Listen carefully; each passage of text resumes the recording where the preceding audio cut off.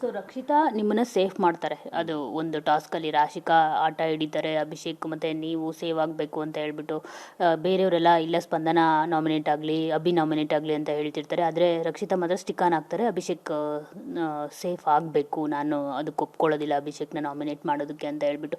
ಆದರೆ ನೀವು ಈ ವೀಕಲ್ಲಿ ರಕ್ಷಿತಾನ ನಾಮಿನೇಟ್ ಮಾಡ್ತೀರಾ.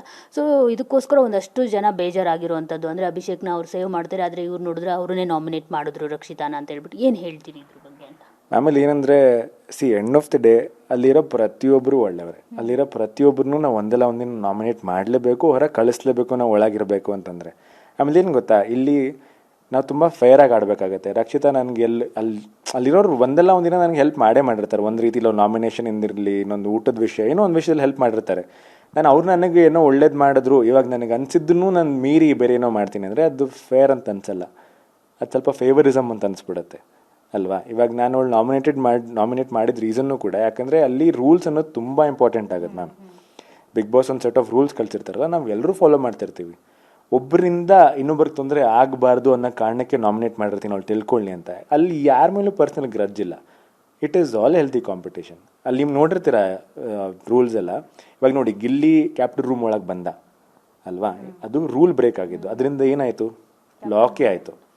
ಸೇಮ್ ರಕ್ಷಿತಾಗಿ ಏನೋ ಒಂದು ಸಿಚುವೇಶನ್ ಅವಳು ರೂಲ್ ಬ್ರೇಕ್ ಮಾಡ್ಕೊಂಡು ಅದು ಇದು ಮಾಡಿದಾಗ ಇಡೀ ಮನೆಗೆ ಎಫೆಕ್ಟ್ ಆಗುತ್ತೆ. ಅದನ್ನು ನಾನು ಅವಳಿಗೆ 3-4 ಸಲ ಡೈರೆಕ್ಟಾಗಿ ಹೇಳಿರ್ತೀನಿ, ಅವಳನ್ನು ಸೀರಿಯಸ್ಸಾಗಿ ತೊಗೊಂಡಿರಲ್ಲ. ಸೊ ಇವಾಗ ನನ್ನ ಒಂದು ಸೀರಿಯಸ್ಸಾಗಿ ಹೇಳೋ ಆಪರ್ಚುನಿಟಿ ಯಾವಾಗ ಹೇಳಿ, ನಾಮಿನೇಷನ್ ಟೈಮಲ್ಲಿ. ದಟ್ ಈಸ್ ವೆನ್ ನೋಡು ಕಳ್ಕೊಬೇಡ ಆಪರ್ಚುನಿಟಿ, ತುಂಬ ಸೀರಿಯಸ್ಸಾಗಿ ಹೇಳ್ತಾಯಿದ್ದೀನಿ ಅನ್ನೋದು ರೀಸನ್, ಒಂದು ಕಾರಣ ಕೊಡ್ಬೋದು ನಾಮಿನೇಷನ್ ಟೈಮಲ್ಲಿ. ಅದಕ್ಕೋಸ್ಕರ ಹೇಳಿದ್ದಷ್ಟೇ. ಅವಳ ಮೇಲೆ I have a lot of love for her. She is ತುಂಬ emotional, what a sweetheart. But ಅರ್ಥ ಮಾಡ್ಕೋಬೇಕೇನೆಂದರೆ ಇಟ್ಸ್ ಅ ಕಾಂಪಿಟೇಷನ್. ನಾವೆಲ್ಲರೂ ಒಬ್ಬರನ್ನೆಲ್ಲ ಒಬ್ಬರು ಹೊರಗೆ ಹಾಕಲೇಬೇಕು.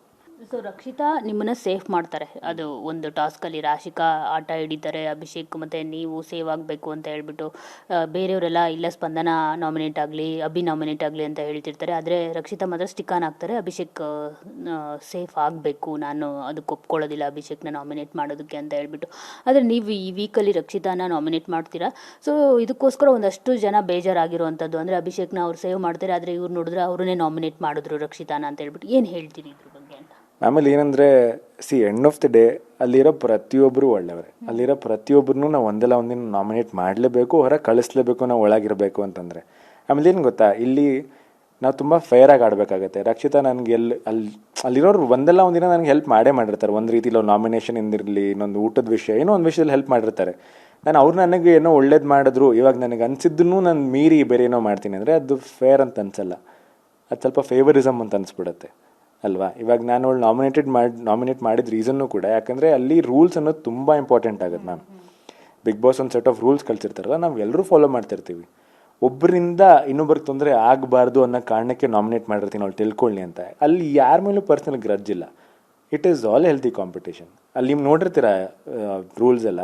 ಇವಾಗ ನೋಡಿ, ಗಿಲ್ಲಿ ಕ್ಯಾಪ್ಟನ್ ರೂಮ್ ಒಳಗೆ ಬಂದ ಅಲ್ವಾ, ಅದು ರೂಲ್ ಬ್ರೇಕ್ ಆಗಿದ್ದು, ಅದರಿಂದ ಏನಾಯಿತು, ಲಾಕೇ ಆಯಿತು. ಸೇಮ್ ರಕ್ಷಿತಾಗಿ ಏನೋ ಒಂದು ಸಿಚುವೇಶನ್ ಅವಳು ರೂಲ್ ಬ್ರೇಕ್ ಮಾಡ್ಕೊಂಡು ಅದು ಇದು ಮಾಡಿದಾಗ ಇಡೀ ಮನೆಗೆ ಎಫೆಕ್ಟ್ ಆಗುತ್ತೆ. ಅದನ್ನು ನಾನು ಅವಳಿಗೆ 3-4 ಸಲ ಡೈರೆಕ್ಟಾಗಿ ಹೇಳಿರ್ತೀನಿ, ಅವಳನ್ನು ಸೀರಿಯಸ್ಸಾಗಿ ತೊಗೊಂಡಿರಲ್ಲ. ಸೊ ಇವಾಗ ನನ್ನ ಒಂದು ಸೀರಿಯಸ್ಸಾಗಿ ಹೇಳೋ ಆಪರ್ಚುನಿಟಿ ಯಾವಾಗ ಹೇಳಿ, ನಾಮಿನೇಷನ್ ಟೈಮಲ್ಲಿ. ದಟ್ ಈಸ್ ವೆನ್ ನೋಡು ಕಳ್ಕೊಬೇಡ ಆಪರ್ಚುನಿಟಿ, ತುಂಬ ಸೀರಿಯಸ್ಸಾಗಿ ಹೇಳ್ತಾಯಿದ್ದೀನಿ ಅನ್ನೋದು ರೀಸನ್, ಒಂದು ಕಾರಣ ಕೊಡ್ಬೋದು ನಾಮಿನೇಷನ್ ಟೈಮಲ್ಲಿ. ಅದಕ್ಕೋಸ್ಕರ ಹೇಳಿದ್ದಷ್ಟೇ. ಅವಳ ಮೇಲೆ I have a lot of love for her. She is ತುಂಬ emotional, what a sweetheart. But ಅರ್ಥ ಮಾಡ್ಕೋಬೇಕೇನೆಂದರೆ ಇಟ್ಸ್ ಅ ಕಾಂಪಿಟೇಷನ್. ನಾವೆಲ್ಲರೂ ಒಬ್ಬರನ್ನೆಲ್ಲ ಒಬ್ಬರು ಹೊರಗೆ ಹಾಕಲೇಬೇಕು.